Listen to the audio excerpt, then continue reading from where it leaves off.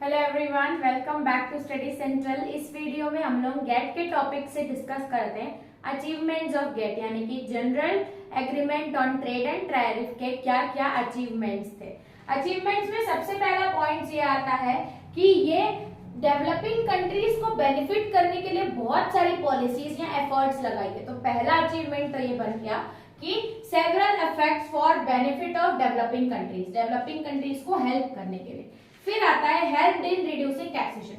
अब ट्रेडिंग करने में आपको पता है कि अगर हम एक कंट्री से दूसरी कंट्री सामान का लेन देन करते हैं तो उसमें बहुत सारी टैक्स और अदर फीस चार्ज होती है, तो उसको बहुत ही कम किया गया था गेट के द्वारा। तो ये एक अचीवमेंट है कि help in reducing taxation and trade barriers, जो भी ट्रेडिंग से लेकर बैरियर्स यानी कि रुकावटें थी उसको भी कम किया गया था बाय गेट।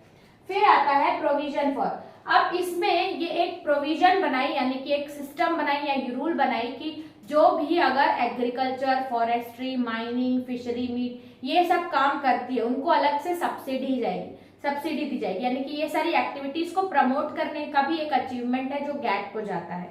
तो देखते हैं कि प्रोविजन ऑफ सब्सिडीज इन कौन सा sector, agriculture, fisheries, forestry, dairy products, meat और एयरक्राफ्ट, ये सबको सब्सिडी दी जाएगी ताकि प्रोडक्शन इंक्रीज हो।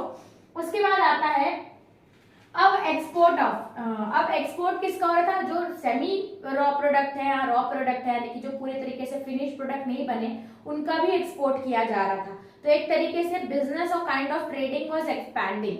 फिर लास्ट आता है band export subsidies by developing countries और मैन्युफैक्चर्ड गुड्स, यानी कि जो भी मैन्युफैक्चर्ड गुड्स थे उसमें सब्सिडीज बैन कर दी गई थी।